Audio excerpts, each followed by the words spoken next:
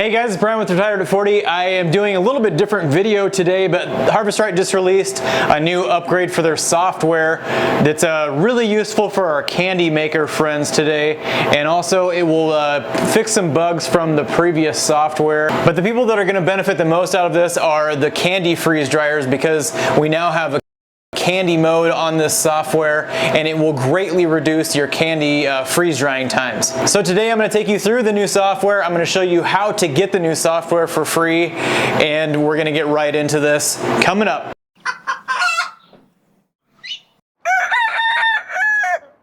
So one very important thing to note is that if you have a version 5.17 or 5.18, this definitely is something that you want to upgrade to. That is where most of those bugs have been found in that older software or the past version of the software.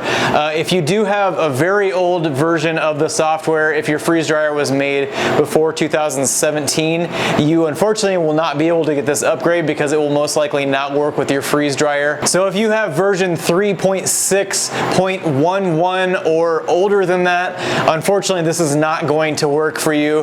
The easiest way to tell is whichever version you have of the software will show up in the upper right hand corner of your screen. Also, if you have the pharmaceutical freeze dryer or the scientific freeze dryer, this is not going to help you out. So the first thing you need to do is go to harvestright.com/software-update. This is the link right here, and I'll also put the link down in the description that'll take you right to it. That's where you're going to find the newest version to get your updated software, and it's totally free. And once you get there, you're going to need a thumb drive similar to this. It's not a very big file, but once you get it on a thumb drive, then we can put it onto the machine very easily. There's actually very clear step-by-step directions on Harvestright's website at that link as well.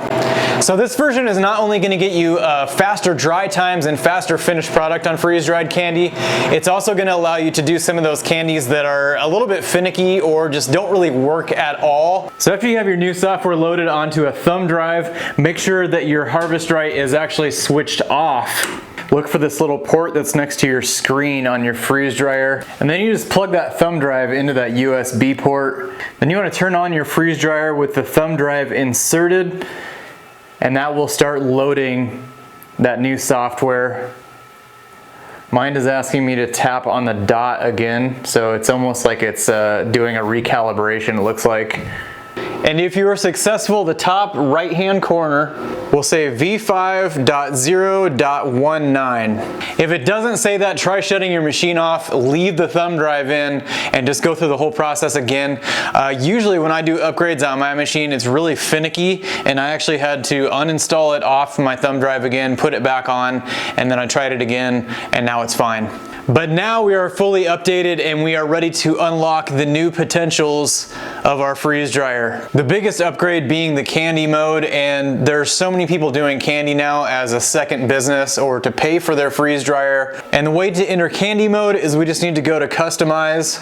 And once you're in customize, you're gonna see this screen here, and we're gonna go into dry temp. We're gonna take that up somewhere in between 135 and 150, and you'll see once I get past 130, it goes into candy/high temperature mode. That's something new.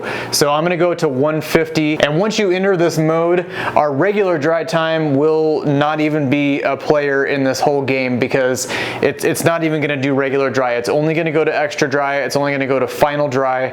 So once we are there, your extra dry time, 2 to 3 hours, will get almost all types of candy done. I'm gonna leave mine at 2. Hit save, and that will take us to our main screen again, only it's gonna say high temperature mode, and we're gonna click start like we usually do, and our high temperature mode is gonna continue to stay on the screen, and we're gonna wait for our vacuum chamber to cool down for 15 minutes. And once our 15 minutes is up, just like normal, it's gonna take us back to our start screen, but something's gonna be a little different. So while we're waiting for our 15 minutes to be up, I'm gonna show you a couple things that you can do to help with your candy making. First, put parchment down. It'll help candy, sometimes sticky candy, from sticking to the stainless steel trays. Also, the dividers come in helpful for this because it will keep the candy from sticking to each other. And it also gives each piece of candy a separate little compartment to be in. So if you're doing something like gummy bears that expand a lot, it just helps with that. And I don't think this video would be complete unless we just do some candy. So I'm gonna do some Starbursts, some gummy bears, a few Skittles, and we're gonna go into here. And one of the things that I'm really excited about is that as this software gets used by more and more people and we have a log of different people's experiences, we'll have kind of a rock solid recipe for certain types of candy. These are all going to be different. And I also love that Harvestright is kind of dedicated to their customers and they're always trying to improve the products. This is not something that they would have had to have done, but they've done it to make the experience better for one segment of the freeze dryer, which is candy makers. All right, there we go. It's switched over. So now we can turn this high temperature mode candy process, we can turn that to on. Same as always, load trays into freeze dryer, close drain valve, and continue. It's gonna ask you if you want to warm your trays. Most candy will do better and actually puff out bigger if your trays are warm. So if you do this, click start, you can actually select how long you want to warm the trays. The default is 5 minutes. You can take it up from there. I'm just gonna do 5 minutes today. So now we have a cold chamber. You can see ice on the sides already. Trays are warming, so it's getting those candies nice and ooey gooey. So once our warming trays time is expired, it's going to automatically switch over to our drying. And this is going to be your preset time that you determined in the initial screen, but you can still adjust it if you decide that you want some extra drying time or throughout the process. Another cool thing about this software is that once this load is done, it will actually let you choose to run another candy load right away without defrosting, so you can run back-to-back candy cycles. That's going to be huge for the candy people. I think while this is running, I'm going to do a time lapse on this candy for people that have never seen what candy does in a freeze dryer, and hopefully I can capture that for you, and then we'll see what our finished product looks like. All right, there we go.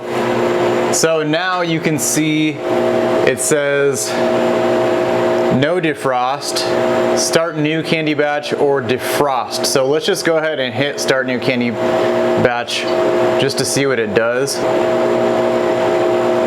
So it's going to take you back to the high temperature mode candy process again, and then as soon as we hit continue, we can just start that last process all over again. And what allows us to do that is candy really does not have any ice. You can kind of see down the chamber, there's not much ice because there's not much water in candy, which is also why the cycles don't take very long.